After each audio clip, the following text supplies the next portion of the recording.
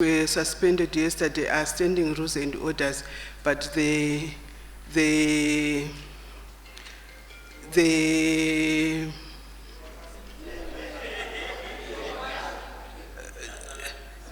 sorry, no, we are not taking any point of privilege today.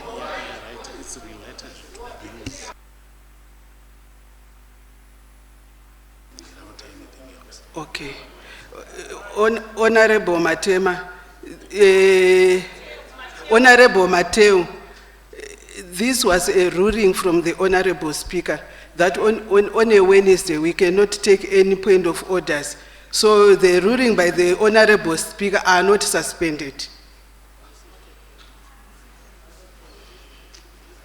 On a point of clarification, Madam Speaker. Point of clarification. Madam Speaker. Yes, we cannot discuss over announcements that were pronounced in the House. We cannot discuss over them. I'm very sorry about that. Honorable Government Chief Whip. Yeah, Madam Speaker, I move that notice of presentation of bill be stood over until order number 1 has been disposed of. Who seconds? I second, Madam Speaker, ma'am. Thank you. Thank you. Debate on motion that leave be granted to bring in a finance bill. When this debate was adjourned on the 10th of December 2024, the question before the House was a motion by the Honorable Minister of Finance, Economic Development and Investment Promotion that leave be granted to bring in a bill to make further provision for the revenues and public funds of Zimbabwe and to make provision for ancillary and incidental matters. Is there any further debate? I recognize Honorable Kaitano. Is to present a report on the analysis of the vote allocations made to the Minister of Transport and Infrastructural Development on behalf of my chairman. Most of the country's road network have surpassed their design life. The aged road networks require funding for rehabilitation and construction. There's a road maintenance backlog, inadequate funding for capital projects and operating expenditures, low levels of support from development partners, late disbursements of funding, late payments of contractors, and skills flight. In this environment, the Ministry of Transport and Infrastructure Development was allocated 2.5% of the total national budget, which is significantly lower than the 5% it received in the national budget of 2024.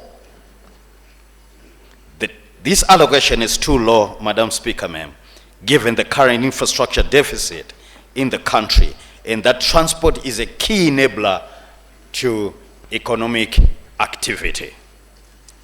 The Treasury allocated the Ministry of Transport and Infrastructural Development about 5.186 billion ZiG, excluding employment costs, against an ideal budget of 66.694 billion. Honorable Kaitano, please may you go straight to the committee observations and recommendations.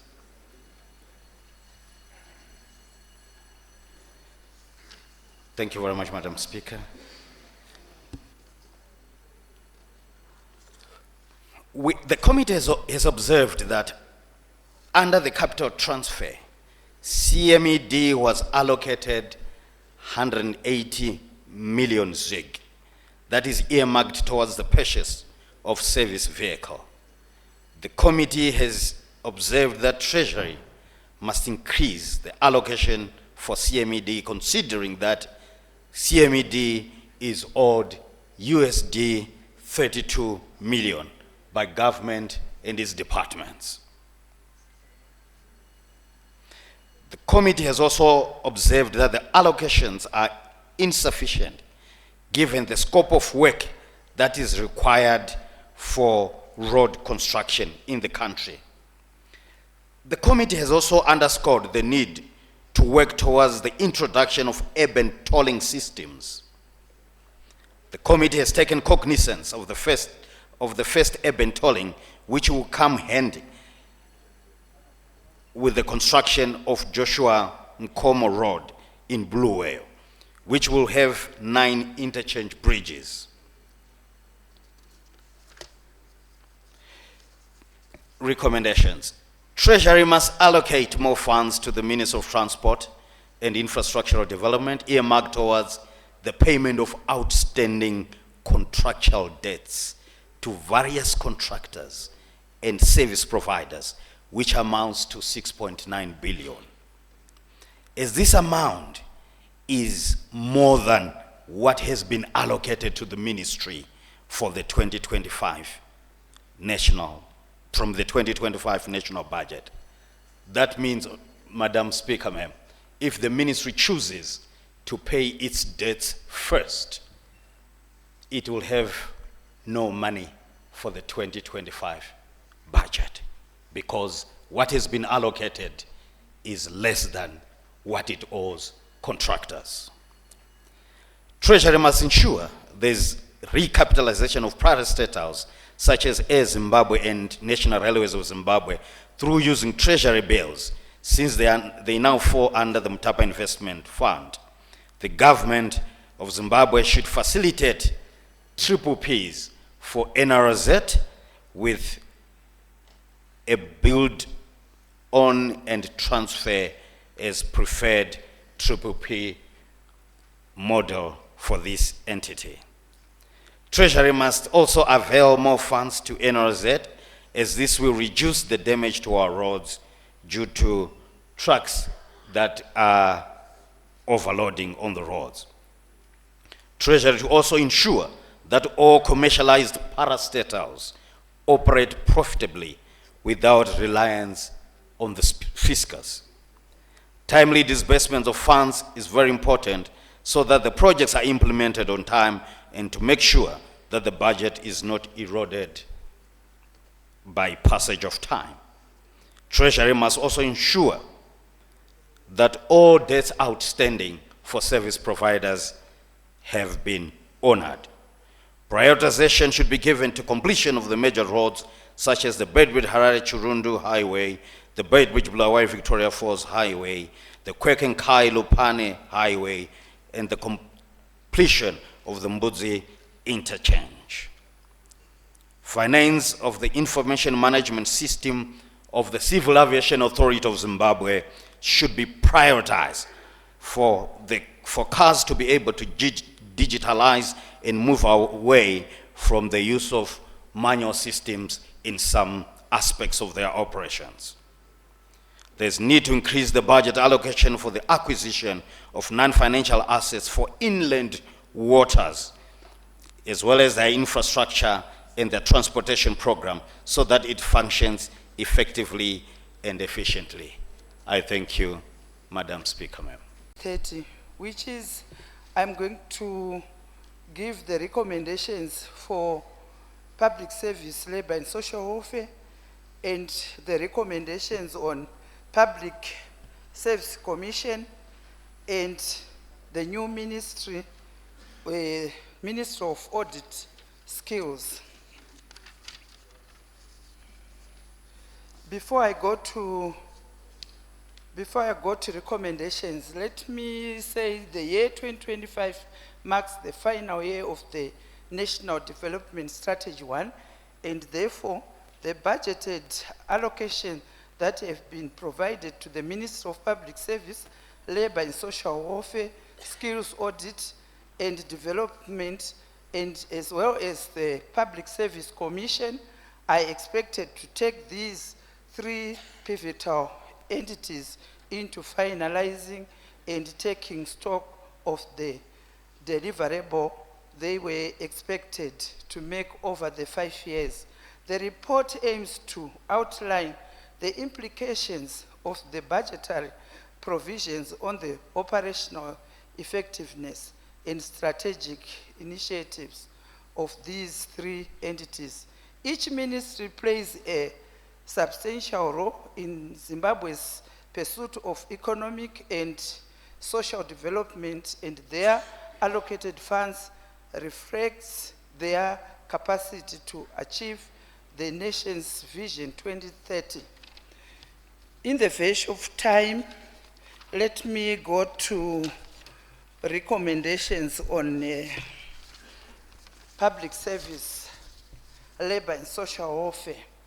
The budget must be proper, and if it cannot be so, it negates social protection. Social protection findings should be predictable and reliable to address the problems of children living and working in the streets and begging by persons with disabilities. It is said funding social protection is an investment that generates returns in terms of economic growth. The committee therefore recommends that areas for grain transportation and resources for cash for cereal be provided before 2024 ends, so that the Ministry of Public Service, Labor and Social Welfare starts on a clean balance in the 2025 financial year. Treasury should match budget disbursements with actual cash releases for programs implementation to work. Government should pay ZIPAM, PISMAS and NASA for services offered. The committee was informed that government is the major defaulter in paying NASA and PISMAS contributions from civil servants.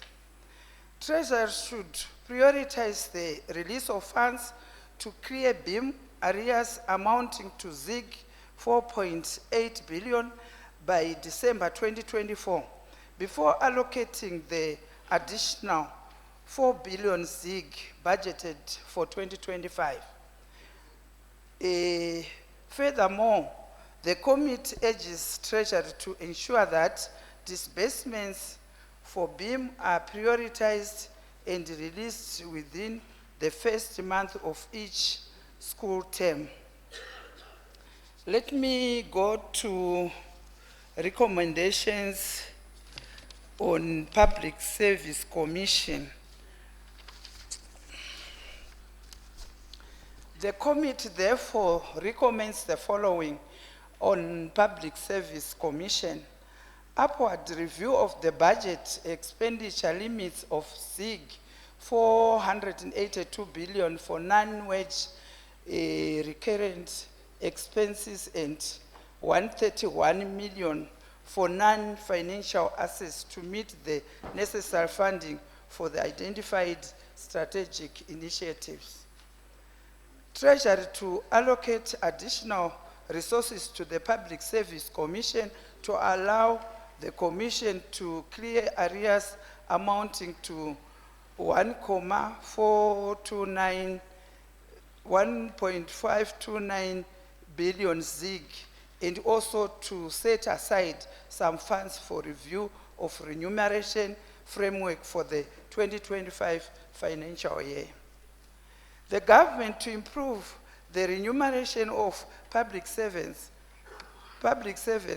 as a way to address the problem of brain drain of critical skills such as medical doctors, nurses, teachers, among other skills. Treasury to grant an exemption from the suspension of import duty for buses for the Public Service Commission. This measure would enable the Commission to enhance its bus fleet capacity while also waiting for local bus manufacturers to scale up their production and supply. Madam Speaker, ma'am, let me go to Minister for Skills Audit and Development. The Skills Audit and Development Ministry is mandated to transform the skills development ecosystem to stimulate and sustain inclusive economic growth, reduce poverty, and improve living standards for all Zimbabweans. In the verge of time, let me just say a few figures. The ministry was allocated 153 million ZiG for the 2025 financial year. Let me proceed to recommendations. Recommendations from the committee. The committee recommends for the upward review of the budgetary allocation for the Ministry of Skills Audit Development to carry out skills audits, standardizing vocational training, and establishing centers of excellence. The committee further recommends that resources for the establishment of centers of excellence be prioritized given that over 2.2 million youths are not in education, training, or employment. The budget allocation for the Ministry of Skills Audit and Development needs to be reviewed upward to enable the ministry to decentralize its operations.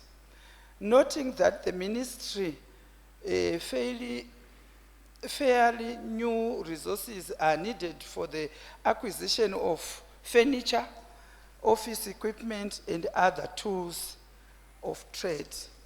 Madam Speaker, ma'am, let me go to conclusion. The physical allocations for 2025 pose significant operational limitations on the Ministry of Skills Audit and Development, the Ministry of Public Service, Labor and Social Welfare, as well as the Public Service Commission. Though they have been earmarked as the crucial drivers of national progress, the budgetary constraints they face could impede their capacity to bolster economic and social transformation.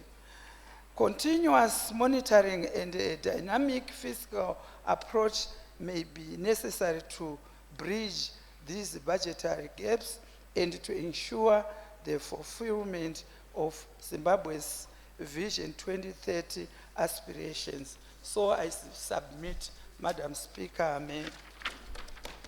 Thank you, Honorable Mashonganya. Honorable C. Chiwanza.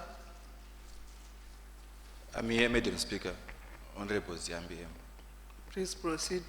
To present on the report of the Portfolio Committee on Youth Empowerment, Development and Vocational Training on the 2025 post-budget analysis on the relative ministry. Madam Speaker, I will go straight to our committee observations.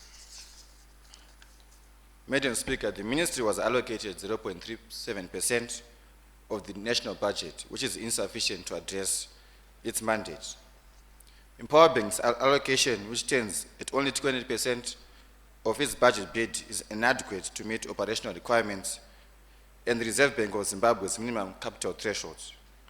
This shortfall hampers the implementation of systems which are essential, like the core banking, which are crucial for preventing issues such as fraud. Furthermore, the allocation is insufficient to achieve the target of providing loans to 16,000 youths. Madam Speaker, these 16,000 targeted by the bid was due to the inadequate resources, but this has been further hampered, Madam Speaker, by the allocation providing for only 4,000 youths. This is a drop in the ocean, Madam Speaker, as the youth population in the whole country is at 5.4 million. Also, Madam Speaker, the gradual disbursement of funds further complicates planning and effective utilization. Mobility constraints limit service delivery with inadequate funding for mobile vehicles as well as field equipment. Madam Speaker, the Zimbabwe Youth Council, which is a very crucial parastatal of our ministry, which serves as a critical interface between the government and the youth, remains significantly underfunded, receiving only 25% of its budget bid. Despite its pressing need to decentralize operations to effectively reach all youth, particularly in those in marginalized communities. Madam Speaker, the Zimbabwe Youth Council has only one office, which is based in Harare in the whole country. The council also faces severe operational challenges, lacks also vehicle for mobility, while its capital expenditure allocation is just limited to 5 million. For the 2024, the council only received funding as late as August, severely constraining its ability to function effectively throughout the year. Mobility constraints limit self-delivery, Madam Speaker, with inadequate funding for vehicles and motorbikes. These are for field officers under the ministry at ward level, also at district and provincial level. Then there's also the issue of our vocational training centers, which have also inadequate funding, with only one center planned for construction against a bid which was of target of 8 for the whole year. Then there's also a lack of clarity, Madam Speaker, on the modalities of the National Venture Capital Fund. Then we go to our recommendations. Within Empower Bank, Madam Speaker, there is need for additional allocations to meet RBZ capital requirements and enable the implementation of core banking systems. Madam Speaker, RBZ capital requirements for Empower Bank is of $5 million US dollars, but the allocation stands at $1 million, which also includes internal operations of the bank. It is also of note, Madam Speaker, that since its inception in 2018, Empower Bank has never met the capital requirements of RBZ, which stands at $5 million US dollars. Then there's also a need for additional allocation of funds for constructing additional VTCs and refurbishing existing ones. Then there's also a need for additional allocation of funds for ZYC for it to effectively fulfill its mandate. Madam Speaker, the 2025 national budget allocated should clarify access mechanism for the National Venture Capital Fund and improve youth awareness of funding opportunities.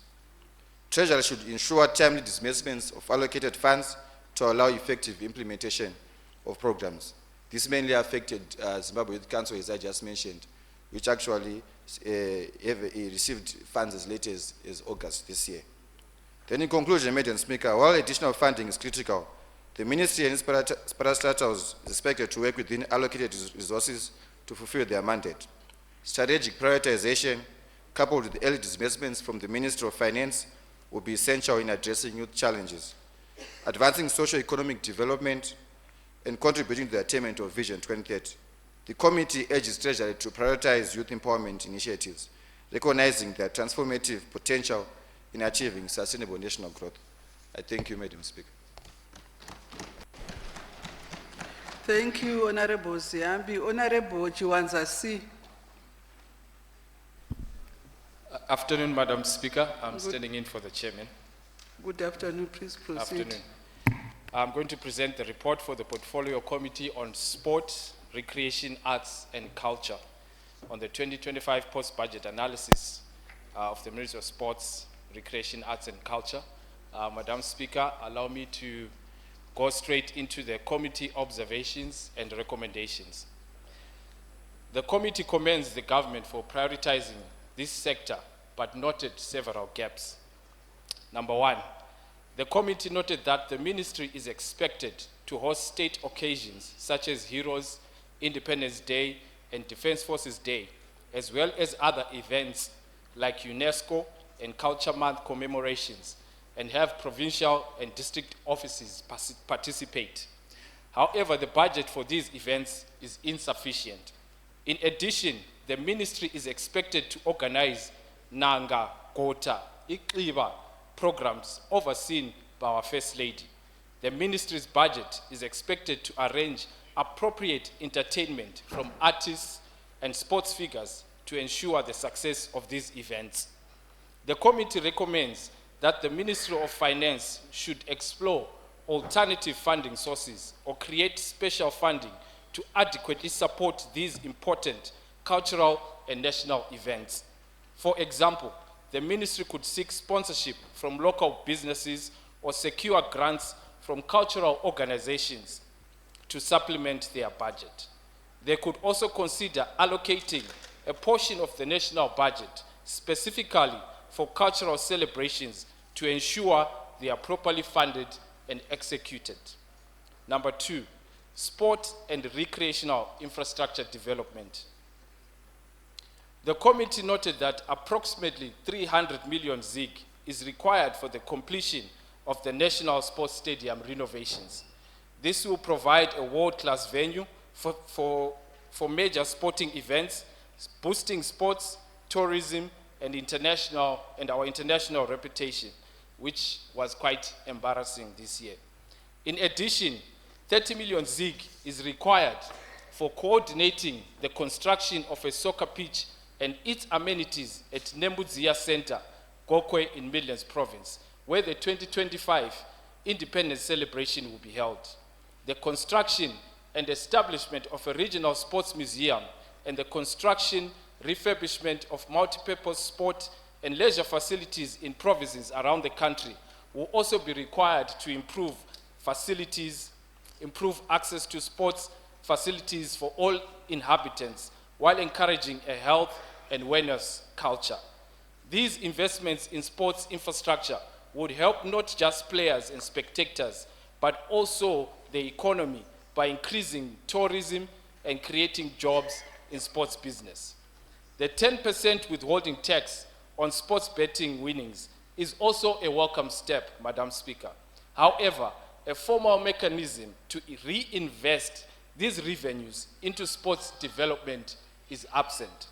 The committee recommends that Treasury should establish the sports betting tax fund specifically for sporting development, ring-fencing the revenues from the 10% sports betting tax to create a fund dedicated to the development of sports infrastructure, athlete welfare, and youth sports academies.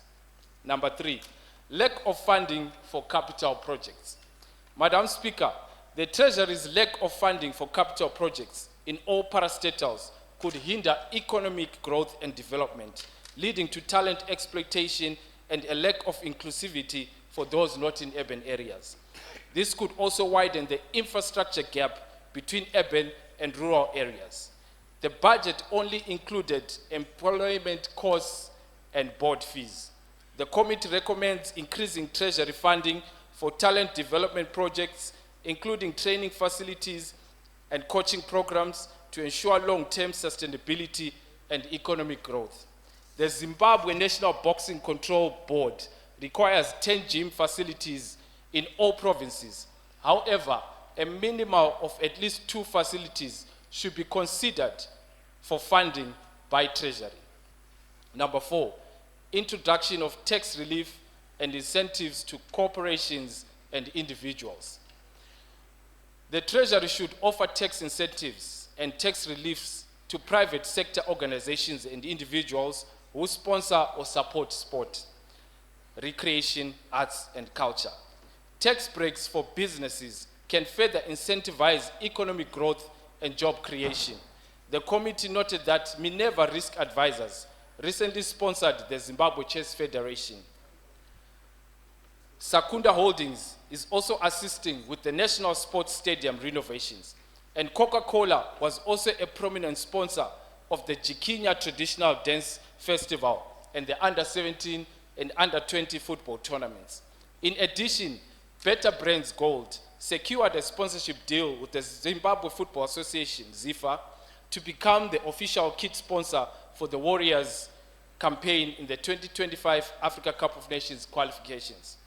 Due to the gap in funding for some of these activities, partnering with the private sector organizations and business community funding mechanisms can sustain these events and contribute to the growth of the arts and sports sector.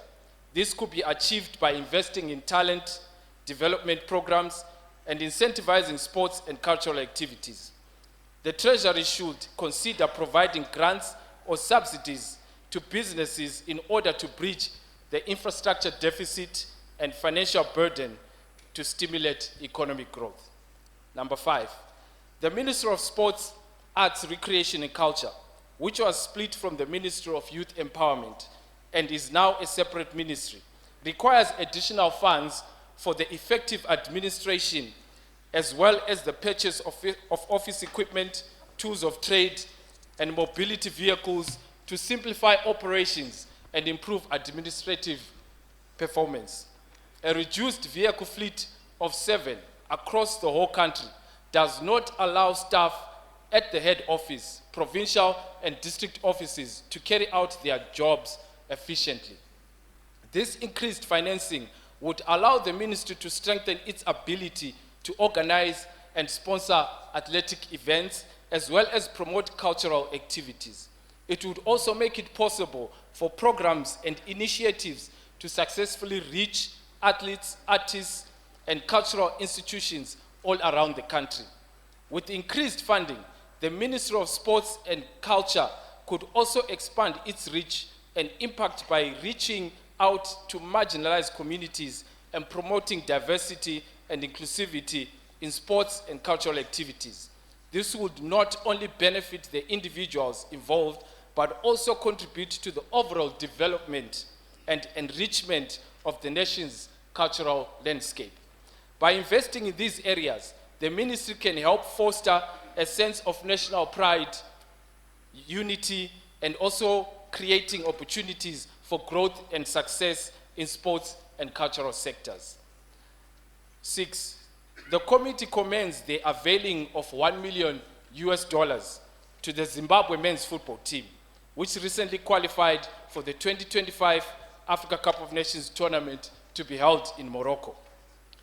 However, the 2025 budget has not fully incorporated the various teams representing Zimbabwe in the international events. With the 2025 AUSC Region 5 Games to be held in Namibia, requiring significant funding for the country to field various athletes to compete at the competition, lack of funding for the National Youth and Paralympic Games removes a platform for young athletes to represent Zimbabwe in international competitions and showcase their talents on a global stage. Without proper financial support, these talented athletes may miss out on valuable opportunities to gain experience and exposure on the international stage, Madam Speaker. It is imperative for the government to prioritize funding for all national sports teams to ensure continued success, and development in the sporting arena. 7, as I conclude, Madam Speaker. Parastatals such as Zimbabwe National Boxing and Wrestling Control Board, National Gallery of Zimbabwe, National Arts Council of Zimbabwe, and the Sports and Recreation Commission have all decentralized institutions in all 10 provinces of the nation, and they lack adequate office space, furniture, computers, and other essential trade instruments, such as operable vehicles. This lack of resources, Madam Speaker, has hindered the efficiency and productivity of the decentralized institutions, making it difficult for them to effectively carry out their duties. Despite these challenges, the dedicated staff and officials continue to work tirelessly to promote and develop the sport and arts throughout the country. With the support of government funding and donations from the public, they hope to improve their facilities and equipment in order to better serve athletes and communities in each province. The committee recommends that Treasury increases funding for these parastatals in order to achieve excellent performance. In conclusion, we implore Treasury to increase funding in the areas that we have observed and recommended. Thank you, Madam Speaker. To have Honorable Matema on your mind of late. Madam Speaker, I rise to give the post-budget analysis report on the Ministry of Information, Publicity and Broadcasting Services. Madam Speaker, on the advice of the Government Chief Whip, I will go straight to the committee recommendations. Madam Speaker, the first recommendation is to do with digitization. In Bulawayo, Madam Speaker, if you remember, the main thrust of our committee was on digitization. By digitization, Madam Speaker, I mean increasing the frequency spectrum of the airwaves to go across the country to make sure that no place is left behind. The current situation, Madam Speaker, is that we are the only, embarrassingly, we are the only country in Southern Africa that has yet to fully digitize. At the moment, Madam Speaker, TV coverage is around 38%. We are 10 years behind the International Telecoms Union deadline of 2015 to fully digitize. And what this means, Madam Speaker, is that we are now at risk of being shut down by the International Telecoms Union. Madam Speaker, what is needed in digitization? The Honorable Finance Minister gave 30 million ZIG to Transmedia. This money, Madam Speaker, is going to pay the debt that we owe Highway, which is $1 million US. That debt was given to us in 2015 when we were digitizing. And then we had a 10-year gap to pay it. So that, that debt matures in 2025, and that 30 million ZIG will go straight to pay our debt arrears. That means we have zero money for digitization in the budget that was given to the Ministry of Information. This has a ripple effect, Madam Speaker, on our image as Zimbabwe. Imagine being cut off the digital network because we are failing to do our job and to digitize. What is needed, Madam Speaker, is that at the moment we have 18 transmitters, and we need 45 transmitters to cover the whole of Zimbabwe. So what we are asking, the committee is asking the minister, is to give 200 million to the digitization project, so that they can put at least 10 transmitters across the length and breadth of the country.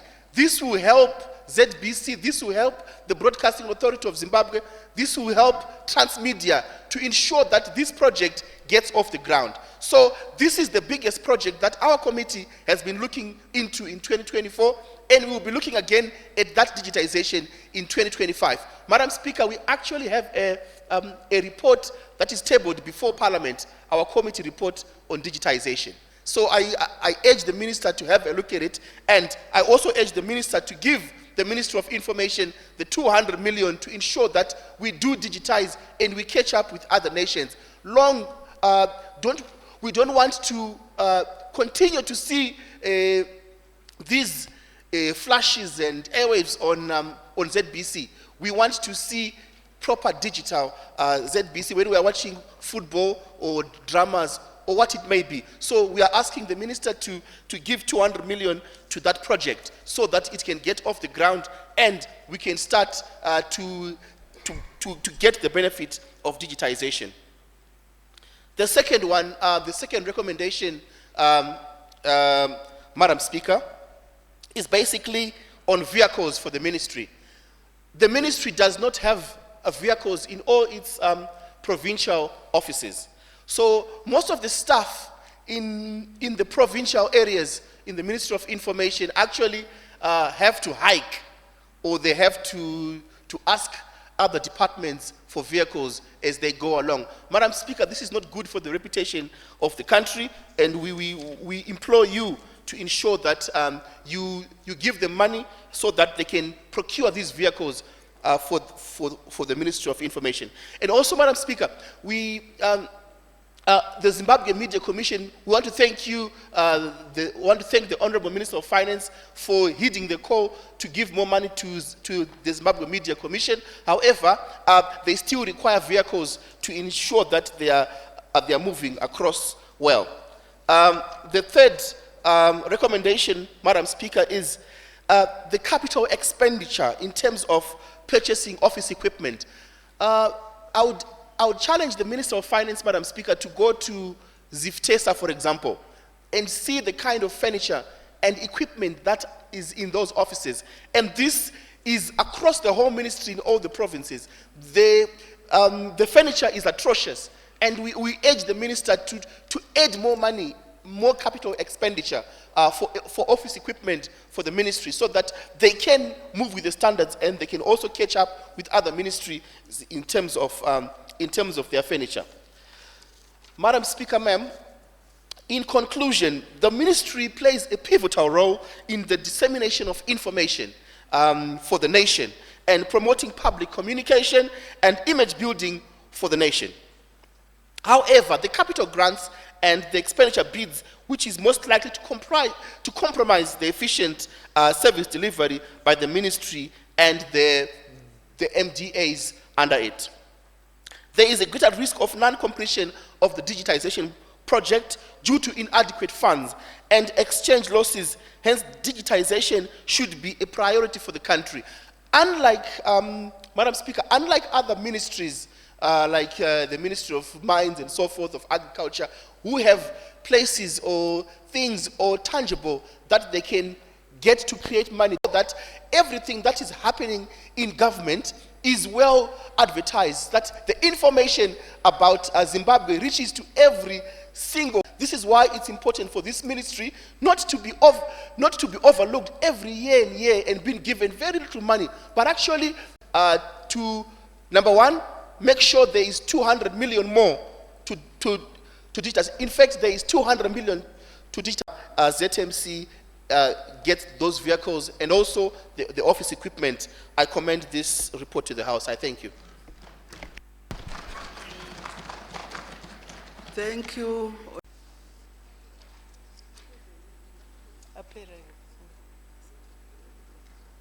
Ndererai zvenyu mberi.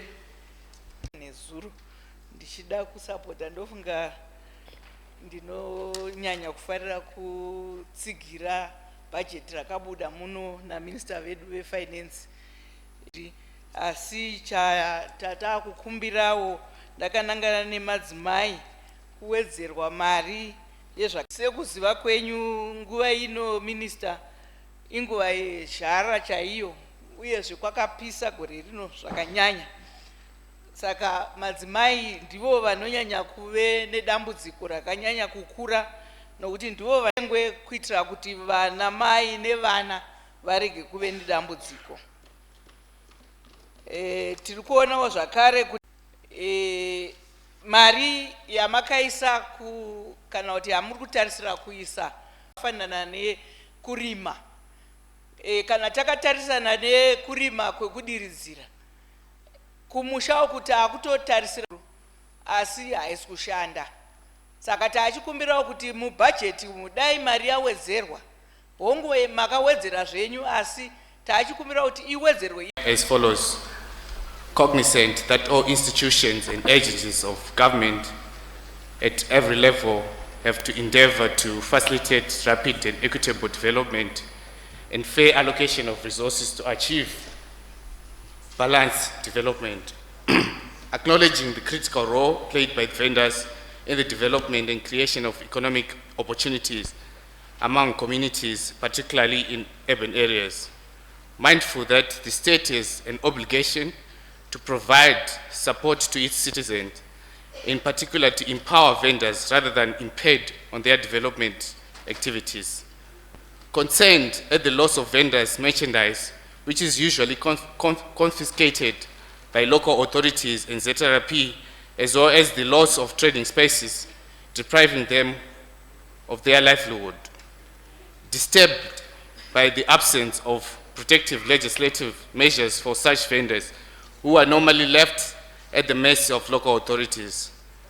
I now therefore calls upon this House to enact legislation that protects against arbitrary confiscation of vendors' merchandise, provide for vendor registration processes, and designate vending zones. I so submit. Thank you.